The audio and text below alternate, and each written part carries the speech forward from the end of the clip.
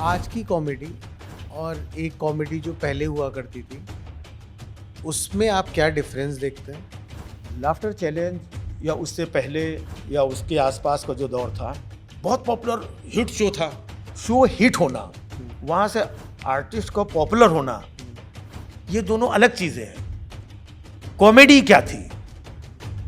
सबसे घटिया कॉमेडी थी वो। सुनील पाल जी ने ही बोला कि आजकल कोई कॉमेडी थोड़ी नहीं है, इट्स ऑल अबाउट एब्यूजिंग। तुम्हें कॉमेडी के बारे में कितना मालूम है? तू कॉमेडी की स्पेलिंग बता पहले। कॉमेडी की स्पेलिंग, कॉमेडियन की स्पेलिंग बता दे। नहीं बता पाएंगे। पहली बार सेट कहाँ हुए थे आप? कपिल का शो मैंने लिखा शुरुआत में, जो कपिल शर्मा शो आया। तो कोई मन नहीं है कपिल के शो पे मैं भी अपना एक कैरेक्टर लिखूं? एक्चुअली क्या था कि बहुत सारी चीज़ें कपिल के हाथ में नहीं थी। कपिल भी मेरे जैसे खाली आर्टिस्ट था वो। एक तरफ जिस तरीके का जोक समय रैना या फिर रणवीर इलाहाबादी ने किया, I personally didn't like it, ठीक है, but at that very same time एक तरीके का जोक जो कुणाल कामरा करता है, उसके ऊपर FIR होती है या फिर उसको लीगल में पढ़ना पड़ता है। This also I didn't like at that very same time.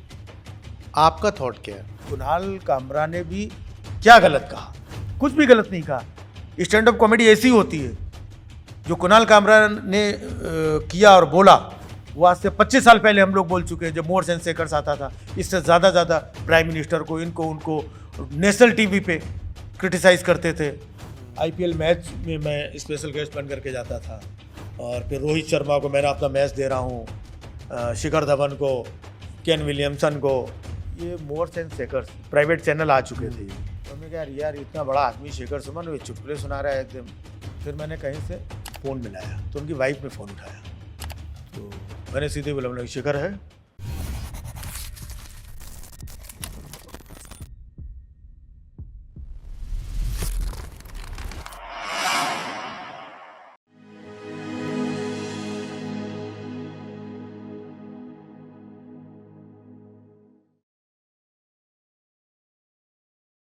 Hello friends, welcome to in conversation with Ishaan. आज के इस इंफॉर्मेटिव सेशन पे हमारे स्पेशल गेस्ट हैं राजीव निगम सर।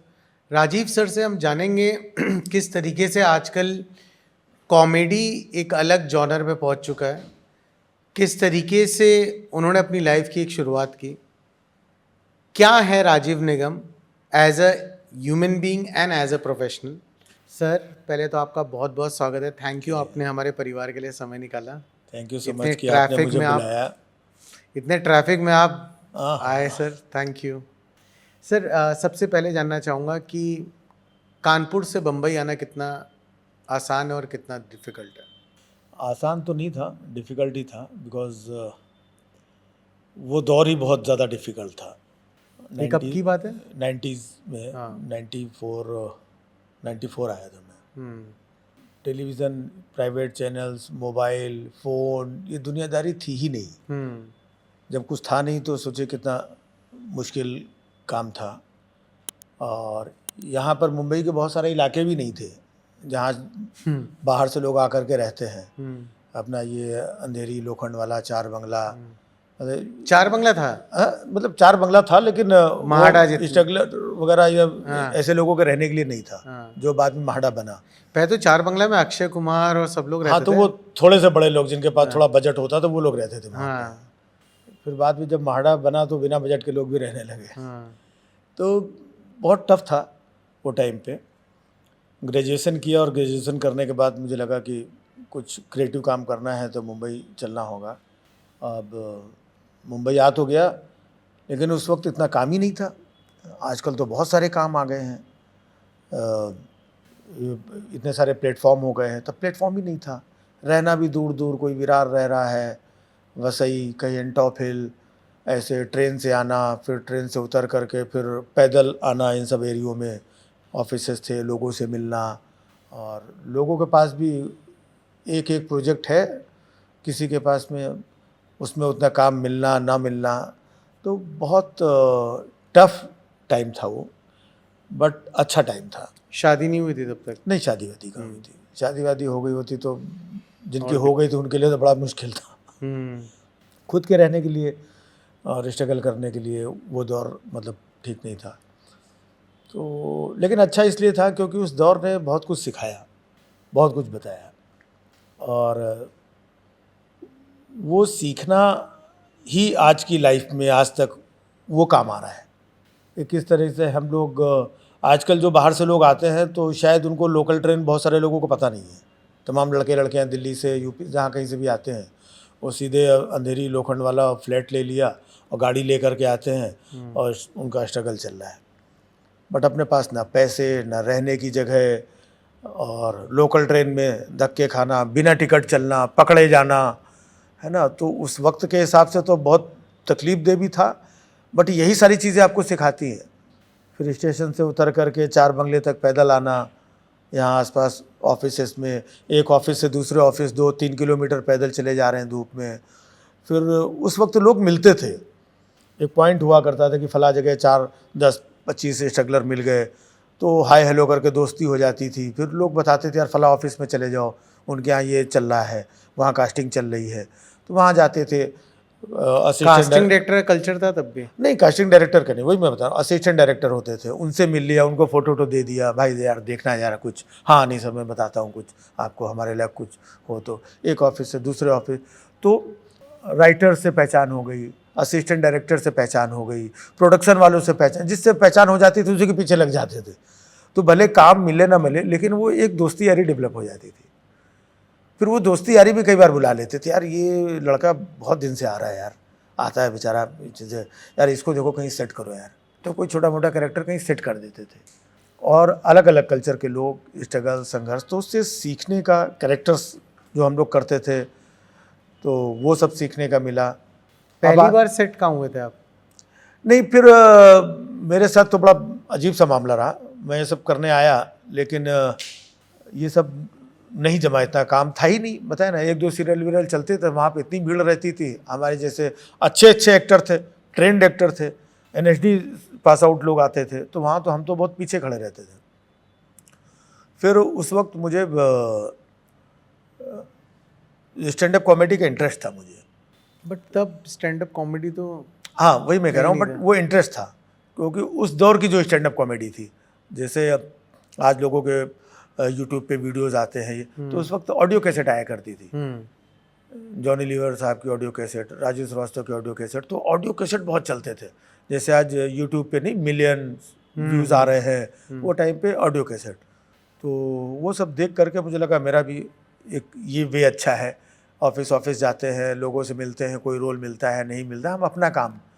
तो उस वक्त फिर मैंने अपना कंटेंट क्रिएट किया, जोक, चुटकुले, ऑब्जर्वेशन, उस ज़माने में, और वो किया। और इसके बाद में मैं ये जो ऑडियो कंपनीज थी ना, इनके यहाँ स्ट्रगल करना शुरू किया।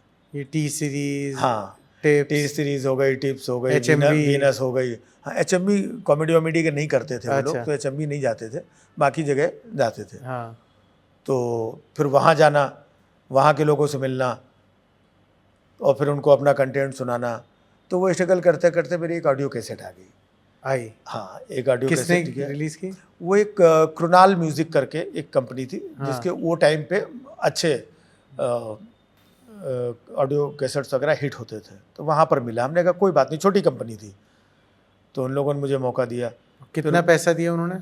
उस वक्त पैसे नहीं दिए थे, बट उस वक्त ये था कि रिकॉर्डिंग करके आपका ऑडियो कैसेट, आपका फ़ोटो शूट, सारा काम करके उन्होंने कैसेट रिलीज़ कर दिया।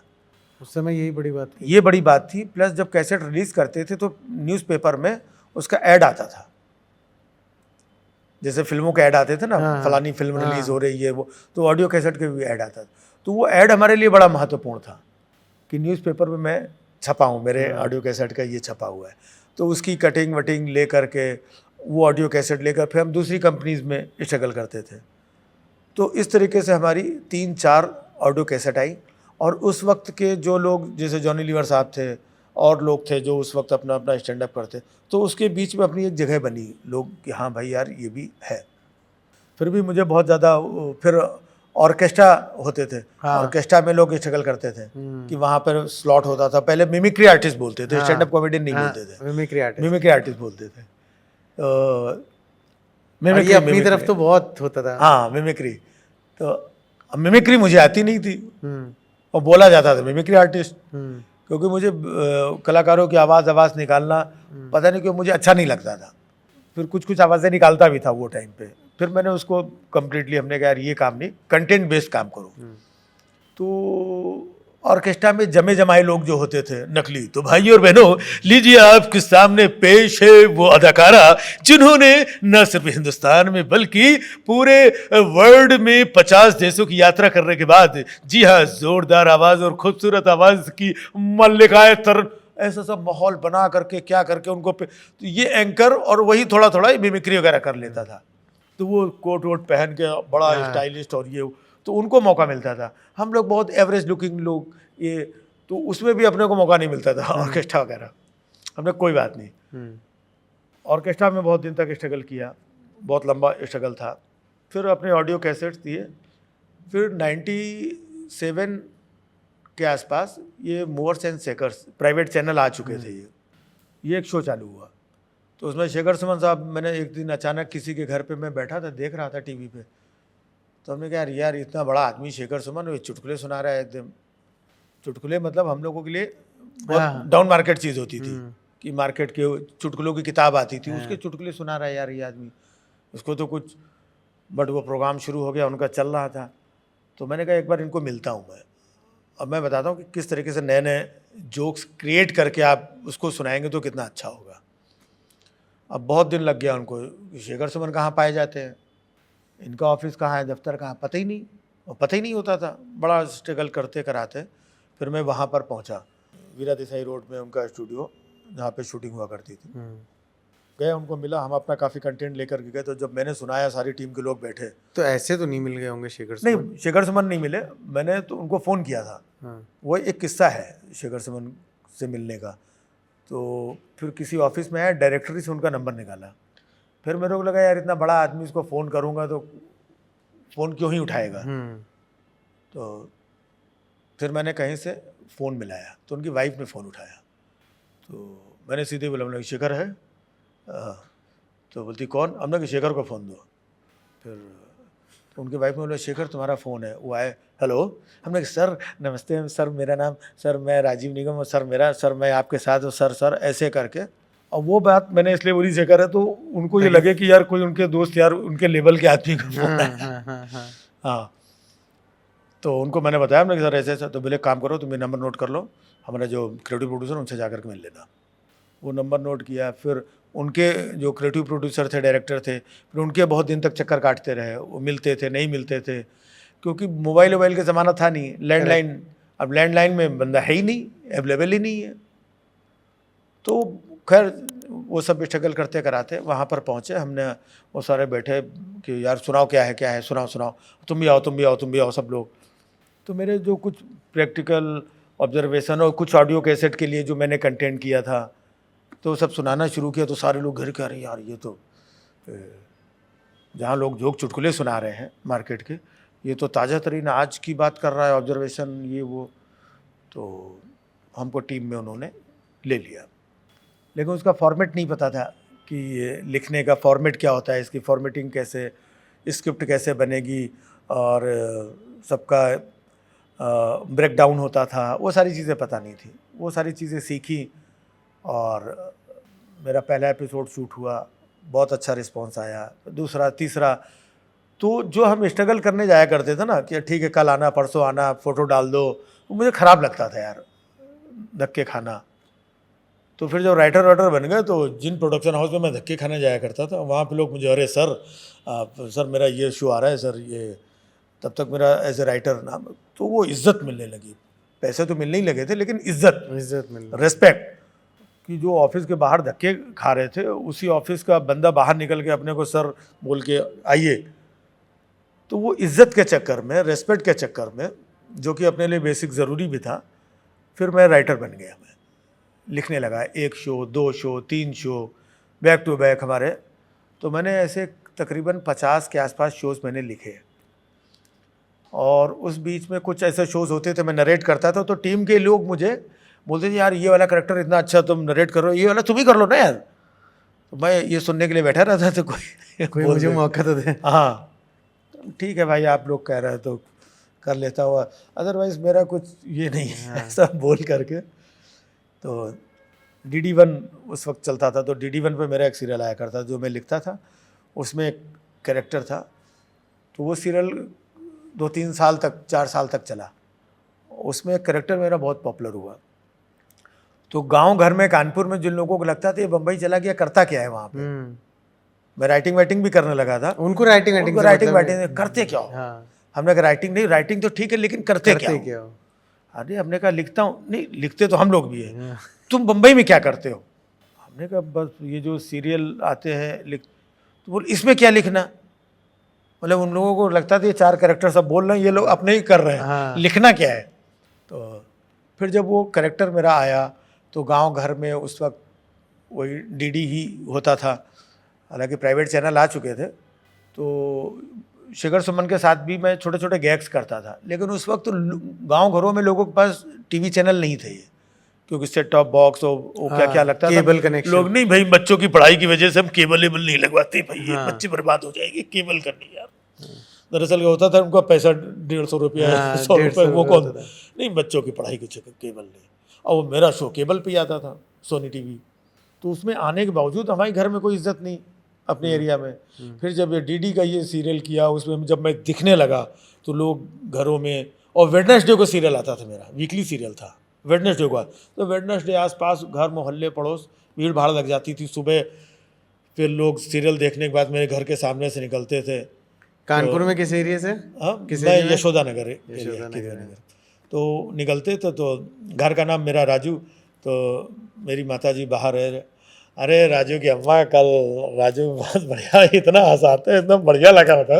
मतलब गर्व होता है कि हमारे कानपुर का लड़का मतलब जो है, अरे बस अब इस बार राजू हमें तो मिलवाना है, वो आते हैं हम चले जाते हैं, ये वो फिर कोई दूसरा आ रहा है माताजी के, खाली इसी चक्कर में पैर छू रहा है कि इनका लड़का टीवी पे आता है। वो सब माहौल था। सही बात। थोड़ा तब घर वाले थोड़ा रिलैक्स भी हुए, थोड़ा ये हुए, फिर एक के बाद दूसरा काम, तीसरा काम। लेकिन सही जो जिस लेवल का जो ऑडियो कैसेट से शुरू किया था और जो शिखर सुमन के साथ राइटिंग के, तो वो स्टैंड अप कॉमेडी ही थी ऑडियो कैसेट में भी, शेखर सुमन की राइटिंग में भी। वो हमारा बैक ऑफ द माइंड वो चलता था। वो चलते चलते फिर ये फिल्म फेयर अवार्ड नाइट हो, फिल्म फेयर होते, तो फिल्म फेयर की मैं स्क्रिप्टिंग कर रहा हूँ। मैं आईफा अवार्ड शुरू हुआ, आईफा के पूरा स्क्रिप्टिंग में करता था। ITA अवार्ड, इसकी तो अवार्ड फंक्शन भी करता था, जाते थे लोग मिलते थे, लेकिन अंदर पैसा अच्छा आ रहा था। हाँ पैसे वैसे वो टाइम के हिसाब से, आजकल तो बहुत अच्छे हैं, वो टाइम पे मतलब हाँ ठीक ठाक आने लगे थे कि हमने अपनी बाइक ले ली थी एक, और किराए का घर ले लिया था। यही बहुत मुश्किल था, 4-4 6-6 लड़के एक घर में झोपड़े में पड़े रहते थे, 150 रुपये 200 रुपये मिल मिला के 1000-1200 किराया, वो भी नहीं देना मुश्किल होता था। तो कम से कम फिर मैंने अपना घर ले लिया, तो मेरे पास 4-6 लड़के पड़े रहते थे एनी टाइम। हाँ, वो सब राइटिंग करते करते फिर जब ये लाफ्टर चैलेंज चालू हुआ, तब तक मैं काफ़ी शोज़ लिख रहा था। फिर लाफ्टर चैलेंज 1 में मैंने कुछ स्क्रिप्टिंग की, तो तब तक ये था चैनल भी नया था कुछ इस तरीके का, तो उन लोगों ने मुझे भी बुलाया, बट मैं गया नहीं। मैंने कुछ एक पार्टिसिपेंट थे, उनके लिए मैंने स्क्रिप्टिंग की मैंने उस पर, और स्क्रिप्टिंग जिनके लिए की, टचवुड वो बहुत बड़े बन गए। कौन कौन जैसे? जीत गए शान शौकत, अचानक कपिल। जो में, तो वो सब करते करते वो शो भी बड़ा पॉपुलर हो गया। जब शो पॉपुलर हो गया तो जो लोग बड़े लेवल पे पहुंच गए, तो वो ये नहीं चाहते थे कि किसी को पता चले कि मेरा कंटेंट इसने लिखा है। ओ, ये भी होता है। मतलब फर्स्ट टाइम हुआ। और जब वो लोग टॉप पोजीशन, जब फिनाले हो रहा था, तो मंच से मेरा नाम भी लिया कि I am here because of him, इन्होंने मेरा स्क्रिप्टिंग किया, ये किया। और शो इतना बड़ा पॉपुलर हो गया कि जिस दिन फिनाले चल रहा था, तो हम सारे लोग हमने कहा देखना अपना नाम आएगा अभी, अपना नाम ये वो, तो उससे भी इज्जत बन जाती थी थोड़े नाम से कि भाई यार इसने तो, लेकिन वो मेरा नाम चॉप करवा दिया गया, मेरा नाम ही जो है। तो मुझे थोड़ा सा हर्ट हुआ, यार इतना ये वो किया, इतना बड़ा शो, और ये सब अपने साथ के लोग मेरे घर पे आके बैठे रहते। मैं अपना काम अपने टाइम छोड़ छोड़ करके उनके लिए मैं करता था, ग्रूम भी करता था, पंचेस भी लिख रहा हूँ, सब कर रहा हूँ। हमने कहा जितना किया, ये सब बड़े बड़े नाम और ये सब हो गए, और मैं तो वो राइटिंग का उस वक्त मेरे को थोड़ा सा हर्ट करने लगा। हमने नहीं, अब मैं खुद कुछ करूँगा मैं। फिर शो इतना हिट हो गया कि इसका सेकंड सीज़न आया। सेकंड सीज़न में फिर मैंने कहा अब मैं इसमें पार्टिसिपेट करूँगा। मैंने जो भी प्रोजेक्ट मैं लिख रहा था, 3-4 प्रोजेक्ट मैंने सब बंद कर दिए। हमने कहा मैं अपने लिए लिखूँगा। मैंने अपना कंटेंट लिखा, ये वो। तब तक हमने ऐसा कुछ बड़े मंच पे जगह पर परफॉर्म नहीं किया था। तो फिर इनका ऑडिशन चल रहा था, मैं बैग वैग टांग करके ऑडिशन देने पहुंचा। तो जब मैं ऑडिशन देने पहुंचा तो आगे पीछे लाइन में जो लोग खड़े थे तो वो सब लोग मेरे पास, अरे सर आप भी आप यहाँ। उनको लगा कि मैं ऑडिशन लेने वालों में से हूँ, क्योंकि लोग मुझे उस लेवल पे जानते थे। हमने कहा नहीं भाई, मैं भी ऑडिशन देने अरे सर क्या मजाक कर रहे हैं आप तो इनका उनका ये लिखा, आप कहाँ। ऑडिशन दिया, लेकिन मेरा सिलेक्शन हुआ ही नहीं। और इत्तेफाक की बात हो, जो डायरेक्टर थे पंकज सरस्वत, उनके ऑफिस में रोज़ जाता था, उनका भी एक प्रोजेक्ट लिख रहा था मैं कुछ। तो मैंने एक दिन पूछा, हमने कहा मैंने भी ऑडिशन दिया था, वो मैं भी चाहता हूँ कि नहीं तू नहीं कर पाएगा यार, तू नहीं कर पाएगा, तू अपने राइटिंग वाइटिंग में ध्यान दे, तू नहीं कर पाएगा। और हमने नहीं, हमने पूरा सब ये करके मुझे, तो उस वक्त 50 लोग होते थे। तो हमने कहा कि एक काम करो, 50वें नंबर पे ही ले लो यार, जो शो शुरू होते ही सबसे पहले बाहर होगा, शो तो बहुत एंड तक कहाँ जाएगा, तो कोई विनर होगा। नहीं तू, बड़ा रिक्वेस्ट करता रहा। तो मैं रोज़ ऑफिस जाते ही था किसी। अचानक एक दिन लिस्ट में देखा 50 की जगह 49 लोग। तो हमने पूछा, हमने कि ये 50वां कहाँ गया? बोला नहीं, उसका कुछ इशू हो गया, वो नहीं आया। फिर मैं उसके पास, हमने यार इधर ही डाल दो यार, 2-3 जोक सुना लेंगे, अपनी हसरत तो पूरी हो जाएगी यार कहीं, ऐसा रिक्वेस्ट करके। तो उसने मेरे को लिया। लेकिन मैं फुल टाइम अपना स्क्रिप्टिंग और नया नया ऑब्जर्वेशन, नया कंटेंट, ये वो परफॉर्मेंस का चीज़ों का मेरे अंदर उतना कॉन्फिडेंस नहीं था, क्योंकि मैंने नहीं किया था। लेकिन मैंने कंटेंट इतना, और मैं 50वें नंबर पे मेरे को लिया, और मैं वो जर्नी करते करते नंबर 1 पे पहुंचा मैं। वो मतलब बड़ा सबके लिए चीज़, एक से एक घाक थे, पाकिस्तान से आए थे, कोई 30 साल से कर रहा हूँ मैं 35 साल से कर रहा हूँ, 26 साल। उनको देख करके भी लगता है यार वाकई में ये लोग तो, वो मुंह खोलते थे, उनका सब रटा रटाया, वो कहीं भी खड़े होकर कॉमेडी कर रहे हैं। और मेरी तो एकदम फर्स्ट टाइम माइक के सामने बोलना, ये करना। ठीक है यार, अपने कंटेंट पे भरोसा करके। तो वो सारी बाधाएं पार करते हुए 50वें नंबर से मैं नंबर 1 पे पहुंचा। देश दुनिया में नाम हुआ, लोग पहचानने लगे। फिर मैं वहाँ से परफॉर्मेंस के लिए एक शो से दूसरा शो, फिर कॉमेडी सर्कस मैंने बहुत साल तक परफॉर्म किया। लेकिन ऐसे राइटर लोग मुझे जानते थे, तब उस वक्त कॉमेडी के राइटर नहीं होते थे, स्टैंड अप के ये वो, बाकी शो जैसे ही चलते थे, बगैर राइटर के शो चलते थे ये सब। तो जब लोग फंस जाते थे तो मुझे एज ए राइटर भी प्रोडक्शन के लोग, अरे यार आप, तो मैं दूसरों का भी लिख रहा हूँ, स्क्रिप्टिंग कर रहा हूँ, अपना भी परफॉर्म कर रहा हूँ, दूसरों का भी लिख रहा हूँ। मैंने राइटिंग नहीं छोड़ी बीच बीच, तो राइटिंग नहीं छोड़ी। बाकी लोग सिर्फ परफॉर्मेंस करते थे, तो उसके बीच में कहीं ना कहीं मुझे दोनों काम करने पड़ते थे। तो मैं बीच में ही रहा, ये भी करता था, ये भी करता था। कई शोज़ में तो मुझे इसलिए नहीं लिया कि इसको अगर परफॉर्मेंस के लिए ले लोगे तो साला लिखेगा कौन? सही बात है, लिखेगा कौन इसको राइटर की तरह? ऐसा भी हुआ। खैर करते कराते अपना काम, तो एक के बाद दूसरा शो, तीसरा शो, फिर यहाँ तक चलता रहा। फिर कॉमेडी सर्कस में ये सब कपिल, ये सारे लोग साथ में ही करते थे, तो कई बार वहाँ पर भी फिर कपिल का शो शुरू हुआ। कपिल का शो मैंने लिखा शुरुआत में, जो कपिल शर्मा शो आया उसके कई एपिसोड शुरुआत के मैंने लिखे। फिर वो धीमे धीमे पैसा आता गया, लोगों के मिजाज बदलते गए, एटीट्यूड आता गया, अंदर ही अंदर लोगों का थोड़ा थोड़ा, इसको अलग करो, उसको अलग करो, इसको रखो, उसको हटाओ, ये जुगाड़, वो सब चीज़ें चालू हो गई। तो धीरे धीरे फिर मैं बहुत सारी चीज़ों से, जो कि मैंने आपको बताया कि मैं इज्जत के लिए आया था, और कहीं कहीं पर देखा कि लोग सब गड़बड़ झाला चल रहा है, तो कहीं पर इज्जत की कमी ना हो, कि मुझे किसी से अरे सर वो ये ना करना पड़े यार। जब काम चीज़ें सब प्रूव करके दे दी, अच्छा काम कर रहा हूँ, आपके भले का काम कर रहा हूँ, लिख भी रहा हूँ आपके लिए, परफॉर्म भी कर रहा हूँ, और ये टॉप पोजीशन का रिजल्ट भी अच्छा आ रहा है, देश दुनिया भी, फिर यार गेम में मत खेलो यार। तो ये भी सब बहुत सारी चीज़ें थी। तो कोई मन नहीं है कपिल के शो पे मैं भी एक अपना एक कैरेक्टर लिखूं? नहीं, कैरेक्टर्स वगैरह क्या थे, उस वक्त 3-4 कैरेक्टर जो थे डेवलप हुए थे। तो शुरुआत में था कि ये कैरेक्टर चल रहे हैं, तो उसमें बीच बीच में कैरेक्टर्स आते थे, वो मैं करता भी था। मैंने शुरुआती दिनों में कई एपिसोड में किया भी है कपिल के साथ। फिर वही हुआ, कुछ एक कैरेक्टर मैंने किए और वो कैरेक्टर स्टैंडिंग ओवेशन वहाँ पर कपिल के शो में। तो हमने लोगों को बोला, हमने यार ये वाला एपिसोड देखना, बहुत अच्छा है ये वो। देखने बैठे तो वहाँ से वो पूरी परफॉर्मेंस ही चौप कट कर दी। बताइए, जबकि कपिल खुद नीचे से उठ के ऊपर पहुंचे।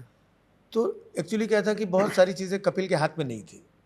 कपिल भी मेरे जैसे खाली आर्टिस्ट था, वो आकर के अपना काम करता था। वहाँ अंदर के टीम के पीछे के बहुत सारे लोग, वो बहुत सारे खिलाड़ी थे। तो किसने कहाँ, कोई कहता है चैनल ने काट दिया, कोई कह रहा था लेंथ ज़्यादा हो रही थी, कोई कुछ कह रहा था। अरे इतनी स्टैंडिंग ओवेशन वाली परफॉर्मेंस था। अच्छा, फिर ये बैक टू बैक 2-3 एपिसोड में, 4 एपिसोड में मेरे साथ हो गया। फिर मैंने क्विट कर लिया वहाँ से। हमने कहा पैसे दे ही रहे हो और तुम्हारे लिए हमारी परफॉर्मेंस नहीं आ रही है, मैं क्यों पैसे लूँ, मैं क्यों करूँ फिर मैं। But Kapil was a part of the show. Kapil बोल सकता था कि क्यों, क्या होता ना, एक परफॉर्मेंस आई। ये जो कपिल की जिम्मेदारियां, लाइबिलिटीज बढ़ी है ना, कपिल का पावर जो बढ़ा है, ये बाद में बढ़ा है, शुरुआत में नहीं था। अच्छा। वो अपना खा पी के अपना मस्त पड़ा रहता था, सेट पे आता था। और जो उनकी टीम के लोग जिन्होंने कपिल ये, तो उसके लिए वैन में पता चला आपस के लोगों से मिलने में बैन लगा दिया। नहीं अभी अभी अभी अभी मत मिलो, अभी वो बाद में ये वो नहीं, ये सब कुछ। तो टीम के जो पीछे लोग थे, हालांकि वो लोग भी अब नहीं हैं, सही बात है, वो लोग भी नहीं है अब। तो उन लोगों ने खेला और गेम किया। अब मैं कपिल से कम, अब कपिल का क्या है, कपिल जैसे हम और आप बैठे हुए हैं, ऐसे कपिल और हमने बहुत सारे शोज़ किए, लाइव शोज़, ट्रैवल करते थे, एक ही गाड़ी में बैठ के जा रहे हैं 8-8 घंटे, 10-10 घंटे फ्लाइट से जा रहे हैं। ये वो कपिल भी घर पे भी आता था, बैठते थे, बहुत बात होती थी। और स्टूडियो में तो मतलब कपिल हम लोगों के लिए कोई इतना बड़ा ये नहीं था। धीमे धीमे इन टीम के लोगों ने उसको बड़ा बनाना शुरू कर दिया, तो साथ के हम जैसे आसपास के लोगों से भी थोड़ा थोड़ा डिस्टेंस मेंटेन करवाना शुरू कर दिया। चाय से ज़्यादा केतली गर्म होती है। वो तो फिर मैं वही बात करूंगा कि अपन इज्जत वाले इज्जत लोग, के लिए आते हैं। इज्जत के लिए भाई। तो वहाँ से मैं निकला, फिर 1-2 साल मैं कुछ चीज़ें लिखता पढ़ता रहा।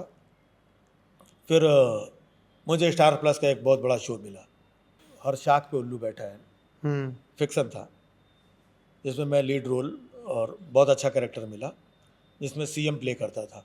उसका प्रमोशन इतना हुआ, कपिल के शो से बड़ा प्रमोशन हुआ उसका। बड़े बड़े होर्डिंग्स, फुल पेज ऐड, और सारे न्यूज़ चैनल्स में 2-2, 4-4 मिनट में मेरे प्रोमो आते थे। और स्टार का था, स्टार पे ही उस वक्त आईपीएल आता था, आईपीएल के बीच में मेरे प्रोमो आ रहे थे। आईपीएल मैच में मैं स्पेशल गेस्ट बन करके जाता था। और फिर रोहित शर्मा को मैन ऑफ द मैच दे रहा हूँ, शिखर धवन को, केन विलियमसन को, अलग अलग मैचेस में हमको ट्रैवल प्रमोशन के लिए लेके जाते थे, तो वो सब मैं करता था। मेरा बड़ा शो हो गया। तो मैंने कहा कि उनका नॉन फिक्सन में था, मेरा फिक्सन में ही सही, लेकिन मेरा एक शो आ गया और बहुत पसंद किया जा रहा था। फिर उस वक्त कुछ हमारे फैमिली के कुछ प्रॉब्लम हुई, मेरे बच्चे का ये सब हुआ। तो आपके बेटे का उसी समय हुआ था? हाँ, तो वो शो कर रहा था, तो वो अचानक बीमार हो गया। तो अब मैं दिन में शूटिंग करता था, फिर शाम को मैं हॉस्पिटल, यहीं अपना अंबानी हॉस्पिटल में आना जाना, फिर रात भर मैं ऐसे ऐसे करके घंटे 2 घंटे सो कर सवेरे फिर, चूँकि डेली शो था शूटिंग करना, फिर वहाँ ऐसे शूटिंग करता था, फिर इधर हॉस्पिटल, मतलब ऐसे करते कराते, और ना इधर की यात्रा ख़त्म हो रही थी ना उधर की यात्रा ख़त्म हो रही थी। तो फिर बीच बीच में फिर उन्होंने मेरे को अवॉइड करके कि भाई मैं बहुत ज़्यादा थक गया हूँ या कुछ, या किसी दिन बड़ा ऑपरेशन, या फिर मैं 2 दिन 3 दिन नहीं पहुँच पा, तो मुझे अवॉइड करके उन्होंने शूट करना शुरू किया। तो फिर वो शो पे असर पड़ने लगा, फिर मैं भी कंटिन्यू नहीं कर पाया। तो वो शो, अच्छा शो, बड़ा शो, जो 2-4-5 मतलब हो सकता है अभी तक चल रहा होता, फिर वो शो बंद हो गया। फिर बच्चे का बहुत ज़्यादा इशू हो गया, 3-4 महीने वो कोमा में था, फिर बाहर आया तो फुल्ली वो, तो मैंने अपना सब कुछ दुनियादारी छोड़ करके फुल टाइम उसको दे दिया मैंने। उसके साथ ही अपना कि इसको कैसे भी करके हमें खड़ा करना है, तो उसके साथ लगा रहता था। अब मैंने कहा मैं बाहर की दुनिया से कट जाऊंगा, तो उसी बीच में रात रात भर जागते रहते थे बच्चे के चक्कर में, तो कुछ ना कुछ हम अपना क्रिएटिविटी, कुछ जोक्स, कुछ स्टैंड अप कुछ लिखते थे। तो उसके बाद में मैंने अपना यूट्यूब का चैनल शुरू किया। Which year it was? और 2020, 19 19, 18 एंड 18 and 18 एंड में वो शुरू किया मैंने। हमने कहा यार कुछ वीडियो इसमें डालेंगे, 2-4 हज़ार 5 हज़ार लोग तो देखेंगे यार, कहीं तक तो बात पहुंचेगी, एकदम से तो घर पे नहीं बैठे रहेंगे। और यूट्यूब वगैरह क्या मुझे बहुत ज़्यादा जानकारी भी नहीं थी, मैं ठीक है लोग। तो मैंने अपना शो किया, कॉमेडी स्टोर पैलेडियम मॉल में हुआ करता था, तो वहाँ पर मैंने अपना शो किया, 1 घंटे का कंटेंट लिखा, शो किया, और शो बहुत अच्छा हुआ, लाइव शो, अच्छी रिकॉर्डिंग हुई। उसके हमने वीडियो कट करके पहला वीडियो डाला, तो ठीक है 10-5 हज़ार लोग या जो भी जहाँ तक पहुँचेगा कम से कम, बाकी ज़्यादा पता नहीं था। तो मेरा पहला वीडियो डाला, उसके टर्म्स एंड कंडीशन भी होती हैं, 4000 आवर्स, 1000 सब्सक्राइबर और ये वो। तो मैंने पहला वीडियो डाला, मेरा पहला वीडियो ही मिलियन व्यूज़ क्रॉस कर गया, और पहले वीडियो से ही मेरे 10,000 सब्सक्राइबर और ये वो सारी जो भी और वो पहला वीडियो ही वायरल हो गया। तो ये हो गया। फिर वो दौर भी ऐसा था कि वो वीडियो वायरल हुआ तो उससे उसी लेवल की चर्चा हुई जो मैं कॉमेडी सर्कस ये में, अरे Correct. तो वो फ़ोन आने लगे मेरे पास में, अरे वो आपका वीडियो क्या आपने, और ये वो, अरे भाई यार आपने, अरे भाई। तो पहले जब टीवी पे एपिसोड ऑन एयर होता था तो सेम वैसे ही हुआ। मैंने कहा यार, तो फिर कुछ समय बाद हमने 15 दिन बाद हमने दूसरा वीडियो डाला, दूसरा वीडियो उससे आगे निकल गया, 2.5 मिलियन निकल गया। तो 1 घंटे का हमने शो किया था 40 मिनट का, तो उसमें से हमने 4 वीडियो करीब 10-10 मिनट के मैंने कट किए, तीसरा वीडियो मेरा 3 मिलियन निकल गया। तो बैक टू बैक फिर मेरा जो 1 लाख सब्सक्राइबर होते हैं, सिल्वर प्लेट जो मिलती, वो हमारे ख्याल से 1.5-2 महीने में हमारा काम सब हो गया। क्या बात कर रहे हैं? हाँ मुझे पता ही नहीं था, हमने अच्छा ये तो मेरा शो था बहुत हुआ सम्मान, उसका हाँ, टाइटल बहुत रखा हुआ हुआ। सम्मान। फिर मैंने इस बच्चा भी मेरा थोड़ा ये टाइटल से ही लग जाता है यूपी कटा जाता है, इसके आगे का अच्छा हुआ आपने नहीं जोड़ा। वो लोग अपने आप जोड़ देते हैं। हाँ, तो फिर बेटा भी थोड़ा ठीक ये चीज़ें लेवल पे आने लगा, तो हमने कहा चलो, फिर मैंने इसके लाइव शोज शुरू किए बहुत हुआ सम्मान में। बहुत हुआ सम्मान का मेरा शो हुआ था पहला गुवाहाटी में। गुवाहाटी में शो हुआ और बड़ा ऑडिटोरियम था, हाउसफुल शो और सोलो शो। इससे पहले हम कॉमेडी की शोज़ करते थे, तो सोलो या ऐसा, तो मैंने कुछ 1.5 आवर का सोलो शो और पूरा। तो फिर उसके बाद मैंने दुबई एक शो कर लिया, एक इंदौर में हो गया, फिर और धीरे धीरे मेरे पास इसके शोज आने लगे। तो हमने कहा ये अच्छा है अपना। फिर हमने 1 घंटे का नया कंटेंट बनाया, ये 4 डाल चुके थे, फिर शूट किया, फिर उससे वीडियो, तो इधर वीडियोज डालता था, उधर वो सब करते कराते अचानक फिर ये कोविड वाला मसला आ गया, सारी दुकान शटर, दुनियादारी सब बंद। तो जो मैं 1 घंटे के शोज़ करता था, वीडियो डालता था, वो भी बंद। बहुत हुआ सम्मान के जो लाइव शोज़ करने लगा था मैं, वो भी बंद, सब बंद हो गया, वो लंबे समय तक बंद। फिर मैंने घर पे ही वीडियो बनाने शुरू किए मोबाइल पे। तो उस वक्त कोविड की जो सिचुएशन थी, चीज़ें, देश की हालत मैं समझता हूँ, मैं अपनी जानकारी में 2 साल 20 और 21, 2020 और 2021 हिंदुस्तान के लिए जितने ख़राब थे, उतने मुझे नहीं लगता कि पिछले 50 सालों में कभी ख़राब रहे होंगे। लोगों को लगता नहीं, लेकिन मेरा ऑब्जर्वेशन, मेरी आंखें, मेरी नज़रें 24 घंटे खुली थी। सबसे घटिया दौर था वो हिंदुस्तान का, जहाँ पे लोग मर रहे थे, लोग एक दूसरे से दुश्मनी कर रहे थे, लोगों के पास खाने का नहीं था, राजनीतिक नफरत चरम पे थी, मीडिया नफरत परोसने पे शिखर पे पहुंच गया था, मतलब मीडिया में सिर्फ नफरत झूठ, इसके अलावा न्यूज़ खबर तो कुछ थी नहीं। तो वो 1-1.5 साल ऑक्सीजन की कमी से लोग मर रहे हैं। किसी ने ऑक्सीजन की कमी, अपने माँ बाप भाई बहन ऐसे लोगों ने मरते तड़पते हुए देखा है आंखों से। डेड बॉडीज नहीं मिल रही हैं, दूर से ही किसी ने जला दिया। वहाँ अपनों को लोग देख नहीं पाए, मिल नहीं पाए। कितने लोगों के बॉडी पार्ट्स चोरी हो गए। किसी ने कि हमारी ऑक्सीजन, और सरकार ने ये नहीं ऑक्सीजन, ऐसा किसी ने बाइट दे दी, उसके ऊपर FIR हो गया। कितने लोगों को उस दौरान अंदर कर दिया गया। क्या क्या जो हुआ, कहां कहां लाशें तैरती हुई पाई जा रही हैं। और जिसने जबान खोला वो, उसके ऊपर 1500 लोग सोशल मीडिया में इधर ऐसे टूट पड़ते थे। और वो इतना मुश्किल दौर, जहाँ पर जब किसी के घर में भी तबीयत खराब होती है ना, तो 4 लोग कहते हैं इसको अच्छा माहौल दो। अरे नहीं आप ठीक हो जाओगे, कोई फ्रूट लेकर के आ रहा है, कोई फूल लेकर के आता है, एक माहौल के लिए। यहाँ पर हिंदुस्तान बीमार चल रहा था। एक एक घर में लोग बीमार थे, परेशान थे, मर रहे थे। और टीवी चैनलों में नफरत, ये थूक जिहाद, ये तो कहाँ देखिए, गया, ये मौलाना कहाँ गया, ढूंढो इसको। लोग आपस में एक दूसरे को कहाँ कहाँ क्या क्या करने लगे। नहीं, वो तो आज भी चल रहा है, बट नहीं उस वक्त हाँ, चल तो आज रहा है, वो वहीं से शुरू हुआ हाँ, जो यहाँ तक जा रहा है। उस वक्त जब जरूरत नहीं थी, मरहम की जरूरत थी, प्रेम की जरूरत थी, स्नेह की जरूरत थी, तबलीगी जमात, सहलाने की जरूरत थी लोगों की। नहीं, उस वक्त सबसे ज्यादा जहर हुआ। आते हैं सर, इस टॉपिक पे भी आएंगे। सो फिर क्या हुआ, आपने तो यूट्यूब पे कहने किया? का मतलब वो इस टॉपिक पे भी आएंगे क्या, हम यहीं पर आ ही गए हैं। क्योंकि उसके बाद से फिर मैंने कुछ नहीं किया। और उसी दरमियान मैंने वीडियो बनाने शुरू किए। जो मेरी वीडियोस जो मैं पहले बनाता था, मिलियंस जो जाते थे, उससे ज़्यादा चलने लगे मेरे वीडियोस। जो घर पे बनाता था मैं, वायरल होने लगे सोशल मीडिया इधर उधर।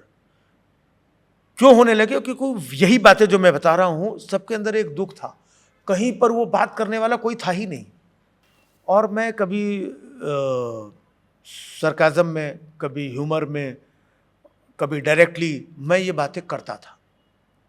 तो वो लोगों को लगता था यार कोई तो बात कर रहा है। तो उससे पहले तक मेरा हार्डकोर ह्यूमर था।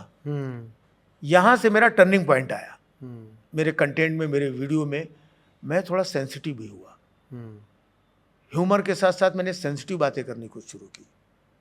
कुछ मैंने हालात पर, मुद्दों पे बातें करनी शुरू की, प्रहार करना शुरू किया मीडिया पे, जहाँ पर जो चीज़ें दिख रही थी, जिन पे ऊपर कोई नहीं बोल रहा। वो जर्नी मेरी शुरू हो गई।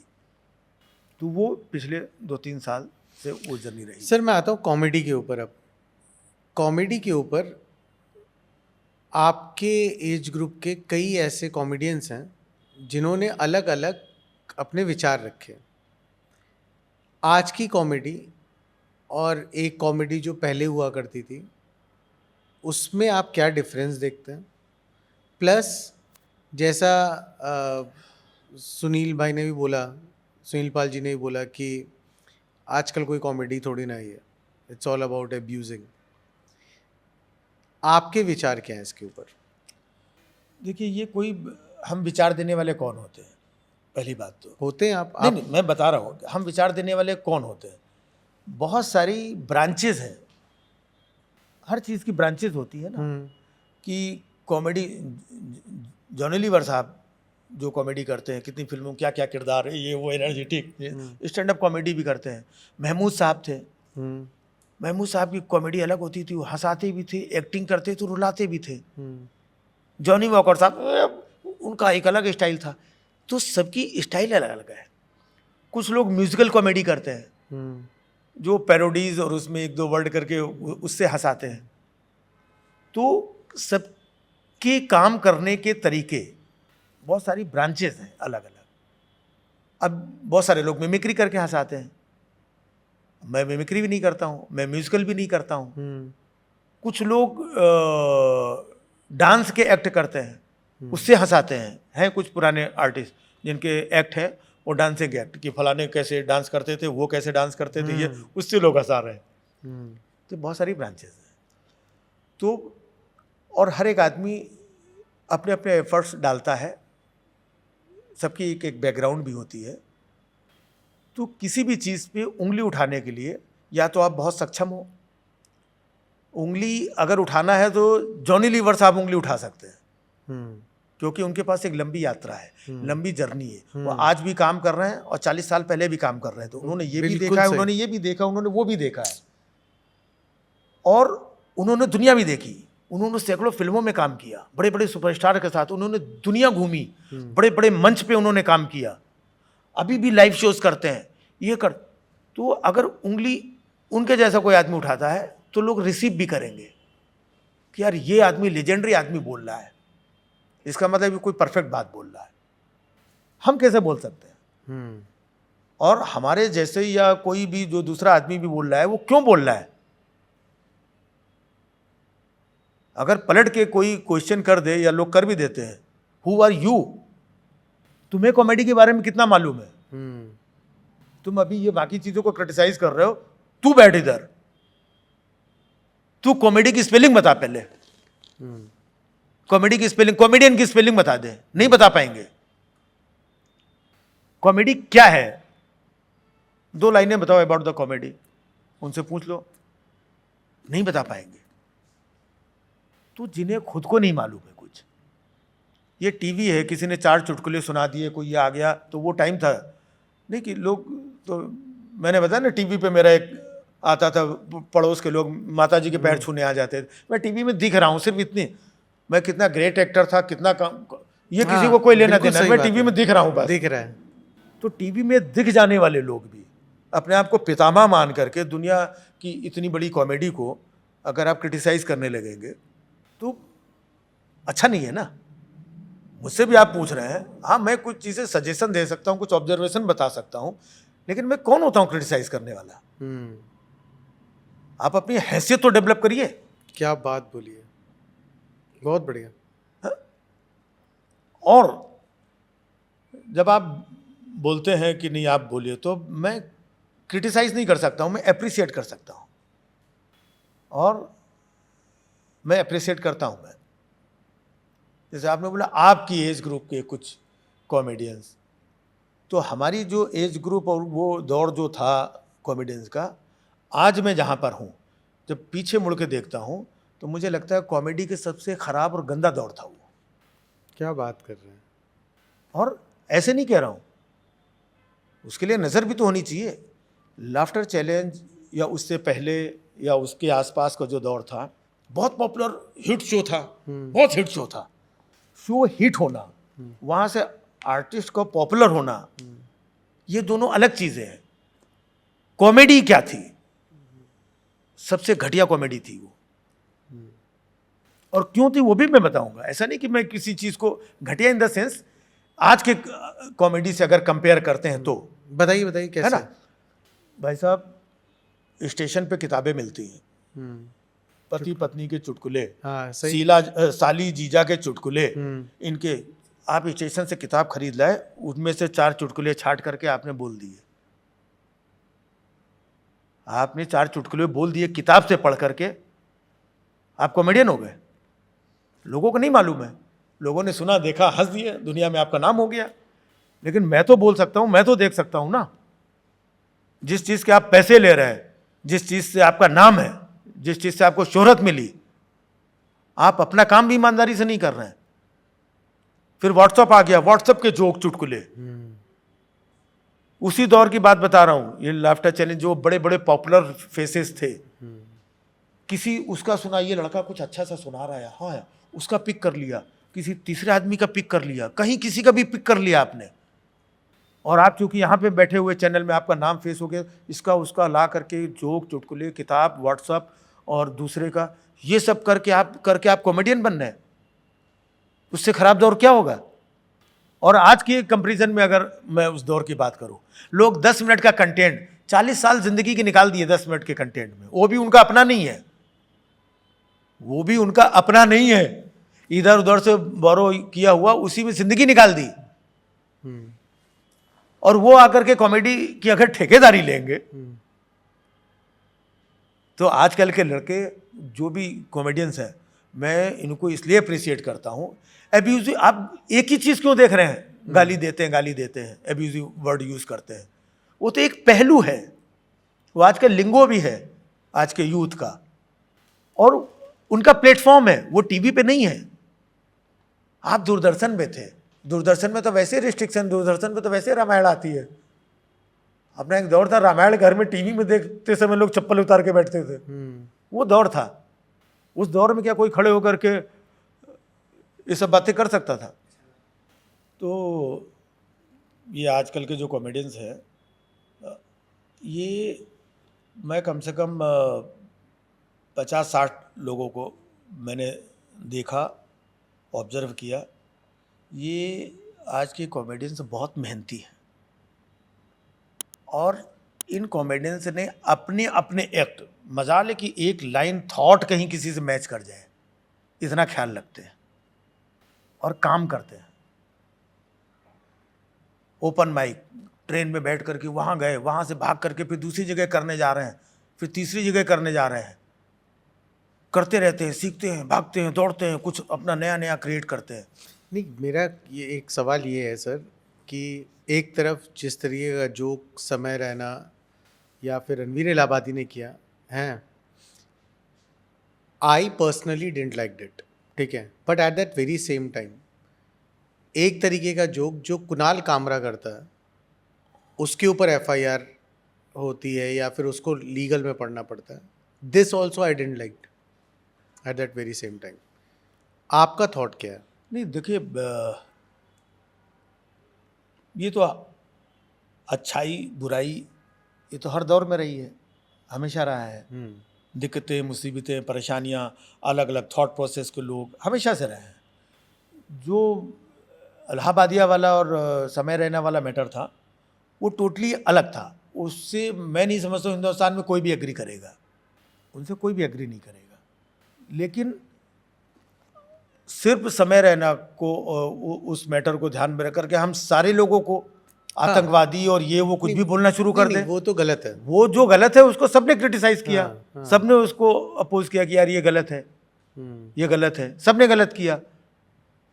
अब इसका मतलब वो जो बाकी के 50 आर्टिस्ट हैं, जो जिनके एक्ट, जिनके ऑब्जर्वेशन, अच्छे अच्छे वीडियोस आते, वो सब बेकार हो गए? नहीं, मेरा ये है, एक चीज से थोड़ी, जैसे अगर कुणाल कामरा ने भी क्या गलत कहा? कुछ भी गलत नहीं कहा। स्टैंड अप कॉमेडी ऐसी होती है, जो कुणाल कामरा ने किया और बोला, वो आज से 25 साल पहले हम लोग बोल चुके हैं, जब मोर्स एंड शेकर्स आता था। इससे ज़्यादा प्राइम मिनिस्टर को, इनको उनको नेशनल टीवी पे क्रिटिसाइज करते थे। ह्यूमर, हमने तो वो शो किया जब देश के प्रधानमंत्री अटल जी हुआ करते थे दिल्ली के सिरी फोर्ट ऑडिटोरियम में, शेखर सुमन और पूरी टीम, मैं भी था उस टीम में, है ना, और सामने सारे लोगों को बैठाल करके और उनके ऊपर जोक कर रहे हैं। मौजूदा हुकूमत के प्राइम मिनिस्टर, डिप्टी PM और सारे लोग बैठे हुए। और क्या होता था उनका रिएक्शन? वो एंजॉय करते थे। हाँ, हमारी तो जो है, लेकिन बहुत अच्छा करते हैं जो। आपके ऊपर जोक किया तो बगल वाले दो लोग ये थे, अरे ये सब होता था। मुझे कोई भी एक आदमी अभी तक नहीं मिला जिसने ये बोला हो कि कुणाल कामरा ने ये चीज़ गलत बोली। क्या बोला? एक हंसने हंसाने वाला आदमी, हंसने हंसाने में लेग पुलिंग तो होती है ना, या कहीं ना कहीं किसी को, आप केले के छिलके में आदमी गिरता है, उसको चोट लग रही, लोग हंस रहे हैं, या किसी न किसी चीज़ को तो बेस बनाया जाता है। ऐसा क्या गलत कह दिया उसने? आपको क्या लगता है उसमें? आप ही बता दो। नहीं, मुझे तो उसमें देखिए, मेरा ये तो मानना जब कोई है चीज़ कि गलत ही नहीं कला, है, ये तो आप जबरदस्ती किसी को उठा करके, ये क्या है ना, क्रिएटिव से, this is called intolerance. Yes, इसको ही इंटॉलरेंस कहते हैं। बट मेरा ये मानना है कि एक मर्यादा में, एक दायरे में रह करके मजाक मस्ती करना। क्यों आप कौन होते हैं? मर्यादा और मस्ती और दायरा, ये ऐसे शब्द इस्तेमाल करने वाले आप कौन होते हैं? क्यों कर रहे हैं आप ऐसे शब्दों का इस्तेमाल? क्योंकि मेरा ये मानना है सर कि जिस तरीके का लाइन क्रॉस समय ने और इलाहाबादी मैं ने समय की उनकी बात नहीं कर रहा हूँ, अभी मैं सिर्फ कामरा की बात कर रहा हूँ। उनको तो हमने निचोड़ कर टांग दिया कि वो गलत थे। कामरा पे दायरा और मर्यादा नहीं अगर लागू होगी तो समय और इस पे भी नहीं लागू होगी ना सर? नहीं, वो मैं बताऊंगा। हाँ। उसको भी क्लेरिफाई करो। ये स्टैंड अप कॉमेडी कर रहा है, हाँ, स्टैंड अप कॉमेडी में बाकी के शोज में आप फर्क समझिए पहले तो, मतलब ऑडियंस की बात कर रहा हूँ, उनको फर्क समझना पड़ेगा। ये पूरा 4-6 लोगों की टीम यूनिट और सारे लोग बैठ करके आप रोस्ट कर रहे हैं, आप दूसरी चीज़ें कर रहे हैं, कोई कुछ बोल रहा है, कोई कुछ बोल रहा है, वो एक पूरा ग्रुप परफॉर्मेंस हो रही है। स्टैंड अप कॉमेडी में अगर मैं अकेला परफॉर्म कर रहा हूँ, मैं या कुणाल अकेला परफॉर्म कर रहा है या कोई भी आर्टिस्ट, वो खुद जिम्मेदार है। तो उन लोगों का एक गुनाह था समय और ये वो जो भी इतना, जो हमारी सोसाइटी में, हमारे समाज में जो चीज़ एग्जिस्ट नहीं करती है, उस लाइन को क्रॉस किया और उस तरीके की चीज़ों का ये किया। तो मैं तो नहीं समझता हूँ कि उन दोनों के बचाव में कोई आया होगा। तो मैं पहले भी वही कहता था, आज भी वही कहता हूँ कि पहले मैं जो स्टैंड अप कॉमेडी सुनाता था तो मेरा ऑडियो कैसेट इनके घर में भी सुन जाता था, इनके घर में भी, स्टेशन पे भी, रोड पे भी, हिंदू मुस्लिम ये वो छोड़ा सब, हमारा जब एपिसोड आता था हर वर्ग का लोग देखता था, सुनता था। तो अभी ये क्यों हो गया है कि इसका सिर्फ ये है, इसका ये है? तो वो इन लोगों का मामला तो अलग है, ग्रुप परफॉर्मेंस, उसके बाद जो उन्होंने गलत बोला, ये किया, और उनके साथ हुआ भी क्या? सही बात है। उनके साथ क्या हुआ यहाँ पर? तो मुझे ऐसा लगता है Kunal They all are back to their lives. वो किसी की लाइफ का कुछ भी, भाई उन्होंने किया ऐसा, अगर कोई भी अच्छा बुरा ये करता है तो फिर उसको खामियाजा अपने भुगतना वापस पड़ेगा। वो अपने काम पे लौट आए वापस। हाँ, तो जो खामियाजा भुगता, कुछ सीखा, कुछ प्लस उनकी लाइफ ही क्या, उनकी तो लाइफ की शुरुआत है अभी यार। ये तो उनको लाइफ का बहुत अच्छा लेसन मिल गया आगे के लिए। उनकी लाइफ की शुरुआत है, कामरा की लाइफ की शुरुआत नहीं है। कामरा को एक लंबा टाइम हो गया, उसने लंबी जर्नी तय कर ली। कामरा आज जो बोलता है सोच समझ करके बोलता है, लीगल ग्राउंड पे भी देख के बोलता है, वो सारी चीज़ें। तो ये जो दायरे वायरे की बात देख करते हैं, वो समय रहने वाले मैटर में हो चुकी है। कुणाल कामरा वाले मैटर में दायरे वायरे की बात नहीं होनी चाहिए, क्योंकि उसका ऐसा कुछ है ही नहीं है। और इस मैटर के बाद मैं आपकी भी बात नहीं कर रहा हूँ, कुछ और लोगों ने भी ऐसे बोला कि यार कुणाल कामरा को एक लिमिट और ये दायरा और मतलब कुछ तो, इस मैटर के बाद आप बोल रहे हैं, क्यों बोल रहे हैं?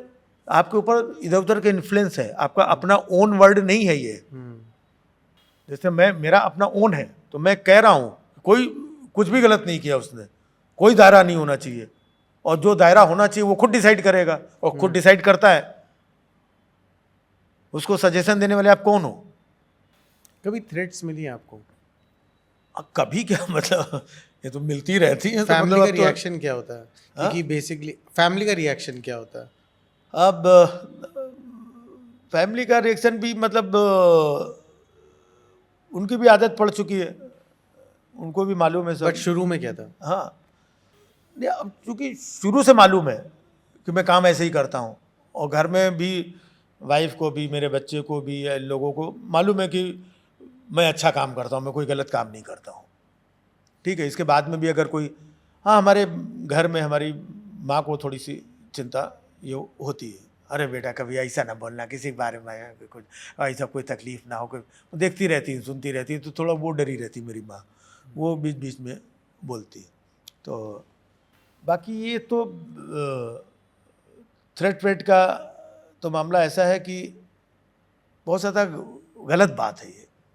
मतलब आप जैसे अंग्रेज़ों के टाइम पे होता था ना कि तुम्हारा लड़का कल वहाँ पे आज़ादी का आंदोलन में उधर अगर गया तो समझ लेना उठा ले जाएंगे, इधर ये हुआ तो लोग डरते थे। नहीं यार, आज़ाद भारत में इतने साल के बाद हम अपने घर में हमको थ्रेट मिल रहा है, इससे ज़्यादा हमारे लिए नहीं है, ये हिंदुस्तान के लिए शर्म की बात है यार, किसी को भी अगर ऐसा हो रहा है। मुझे एक डिफरेंस बताइए, जब आप नॉर्मल कॉमेडी कर रहे थे उस समय लोगों का रिएक्शन और उस समय लोगों का प्यार, and then when you are doing now political satire, तब लोगों का रिएक्शन, लोगों का प्यार, क्या डिफरेंस पाया? मैं आपको बताऊं, यही है, जब मैं नॉर्मल कॉमेडी भी करता था तब भी मैं पॉलिटिकल सटायर करता था। मैं कोई नई चीज़ नहीं कर रहा हूँ, मेरा मैं वही बता रहा हूँ, मैं तब भी करता था, पॉलिटिकल सटायर करता था। कई जोक्स तो मेरे अभी के जोक से ज़्यादा हार्श हुआ करते थे, बट पब्लिक एंजॉय करती थी। सारे लोग एंजॉय करते थे। अरे बोलते आप जो बोलते हैं ना भैया, आप वो लोग जो बोला ना, वो इतना बढ़िया आपने बताया, मतलब और बात सही कह रहे हो आप।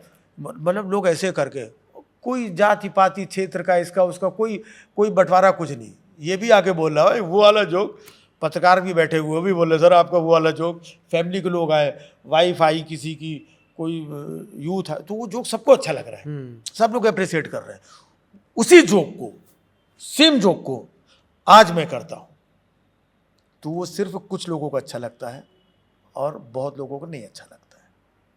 सेम जोक की बात कर रहा हूँ मैं। ये कैसे हुआ, कब हुआ, क्यों हुआ, किसकी वजह से हुआ, ये सवाल तो होंगे ना। अच्छा, आपको कभी कमेंट में ये आया है कि if you have so many problems with the current government तो आप इलेक्शन क्यों नहीं लड़ लेते हो? आता है कभी है? अब बहुत तरह तरह के लोग तो comments क्या करते आप क्या रहते हैं, जवाब देते हो? है ना। नहीं, क्या होता है कि जो कमेंट्स इस तरीके के करते हैं, तो पहली बात तो उन लोगों को बहुत कुछ पता ही नहीं है, वो बेचारे मूर्ख बनाए जा चुके हैं, मूर्खता उनके अंदर इतनी हावी हो चुकी है, तो उनका अपना दिमाग और चीज़ें कुछ सेंसिबिलिटी बची नहीं है। उस मूर्खता के आधार पे कमेंट करते हैं और कुछ सवाल करते हैं, तो मूर्खों को क्या जवाब देना, और जवाब दे करके, और दूसरी बात है, कभी आप सोचो कि भी हम जवाब दे करके संतोषजनक प्यार से इसको, उनको कोई फर्क नहीं पड़ने वाला है। वो बोलते हैं कि हम तो लाइक ऑस्ट्रिच, हम मुंडी अंदर के, हम बाहर नहीं निकालेंगे, तो वो मुंडी अंदर करके बैठे हुए हैं। इतनी मुंडी अंदर कर ली कि उनको कुछ देख, जो उन्होंने मान लिया है सिर्फ वही मानेंगे। कितना भी अच्छा, कितना भी कुछ कह दो बोल दो, वो नहीं मानेंगे तो नहीं मानेंगे। ये एक बहुत बड़ा वर्ग है,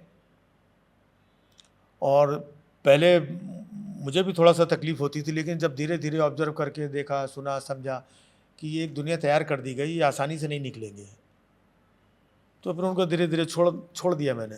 कानपुर जाते हैं, अब कानपुर जाते तो क्या रिएक्शन मिलता है लोगों का? तरह तरह के लोग हैं। मुझे आज भी जितना प्यार मिलता है, मैं नहीं समझता हूँ कि शायद मुझे पहले इतना प्यार नहीं मिलता था। सीरियसली? हाँ, लेकिन एक चीज़ है कि पहले तकलीफ़ या किसी की नाराज़गी या किसी के क्रिटिसिज्म पहले नहीं झेलने पड़ते थे, लेकिन अब प्यार के साथ साथ ये भी है, जो प्यार मिलता है तो एक वर्ग ऐसा भी है, अरे तुमको क्या, तुम ऐसे तो ऐसे करने, रिएक्ट करने वाले भी लोग हैं। पहले ये लोग नहीं थे, तो अब दो तरीके के लोग हो गए। जो लोग अच्छे हैं, बातों को समझते हैं, अप्रिसिएट करते हैं। मैं कभी एयरपोर्ट पे इधर ऐसी लोग लोग मिल जाते हैं। कल रात की बात बता रहा हूँ, एक बंदा मुझे मिल गया, सडनली मैं कहीं गया हुआ था, अरे सर मैं बोला क्या हो गया यार इसको, सर, और मैं जिनके यहाँ गया था बोले यार किसको बुलाया तुमने, किसको बुला लिया? तो हमने कहा ये मतलब समझ भी नहीं आया क्या, किसको? बोलता भाई किसको? मैं तो पागल, लेट गया मेरे ऊपर पैरों पे कि मैं तो आपका इतना बड़ा फैन, आप जिस तरीके से बोलते हो, आप जो करते हो, मैं सब किसको बुलाया आपने, मेरा तो जीवन धन। ऐसे भी ये फैन पहले नहीं थे। सही बात है। एयरपोर्ट पे जब जाते हैं आप सिक्योरिटी चेक के लिए, तो वो बेचारा एक लेकर के ऐसे खड़ा रहता है, ऐसे ऐसे चेक करता रहता है, इसका इतना काम रहता है, ऐसे ऐसे चेक कर। आप? हमने हाँ मतलब ऐसे ऐसे रिएक्शन, ऐसे ऐसे चाहने वाले मुझे, मतलब मैंने कैब बुक की, मुझे कहीं से कहीं जाना है, कैब वैब ये करके बैठा मैं। कई बार मैं लखनऊ से कानपुर कैब से, थोड़ी सर आपका चेहरा कुछ ज़्यादा पहचाना लग रहा है। हमने हाँ सर, कहीं आप राजीव निगम तो नहीं? हमने कहा हाँ। अरे सर आप, बात करते, सर कैब ओला उबर जो कंपनी के, जो उसमें से 200-300 रुपये 150 रुपये बचाते हैं जो कम है, सर 2000 वो पैसे नहीं ले रहा है। बट एक ऐसे भी तो फैंस, ये तो वो हो गए मैं बता रहा हूँ, नहीं उसकी वजह भी तो लोग मिलते होंगे जो कि बैड रिएक्शंस के साथ एक चीज़ वही बता रहा हूँ, ये जो बैड रिएक्शन वाले लोग हैं, ये सब छिपे हुए लोग हैं, ये डरपोक लोग हैं, ये कायर लोग हैं, ये बाहर नहीं दिखते हैं। ये बाहर नहीं दिखते, और ये जब कभी दिखते हैं तो झुंड में दिखते हैं। इनका अपना ओन कुछ नहीं है। ये जो लोग मेरे को मिलते हैं रिएक्शन प्यार वाले, कि टैक्सी वाला मना कर रहा हूँ भाई तेरा धंधा है पैसे ले ले भाई, अरे नहीं सर मेरी ये पहले नहीं था। अब फिर मैं ये भी देखता हूँ कि ऐसा क्यों है। तो बहुत सारे मुद्दे, बहुत सारे इश्यूज जो मैं बातें कर रहा हूँ उससे वो पीड़ित है, और उनकी बात कहने वाला कोई नहीं है। कोई नहीं है। वो एक आदमी कर रहा है बात। दूसरी तरफ ये जो इस तरीके के हेटर्स है, ये मैंने बताया, ये छिपे हुए होते हैं।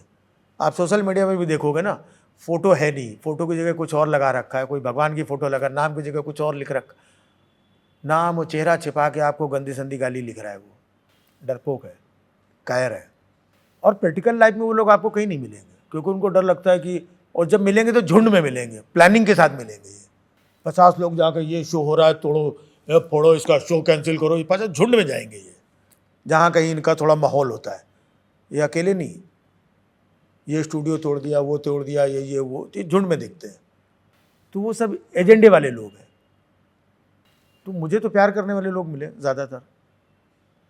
बाहर हमें कोई ऐसे हेटर्स नहीं मिले जो सोशल मीडिया में मिलते हैं, वो बाहर नहीं है। बिल्कुल सर, हम भी आपको बहुत प्यार करते हैं और आप हमसे ऐसे ही प्यार करते रहिए। थैंक यू सो मच, आपने इतना टाइम दिया हमको। चलिए, जेन्युइनली बड़ी अच्छी मुलाकात रही, अच्छा डिस्कशन रहा। और ये तो सब बैठे रहो, बातें करते रहो, एक के बाद एक बहुत सारी चीज़ें निकलती चली जाएंगी, लेकिन अच्छा लगा मुझे भी। Thank you sir, thanks a lot.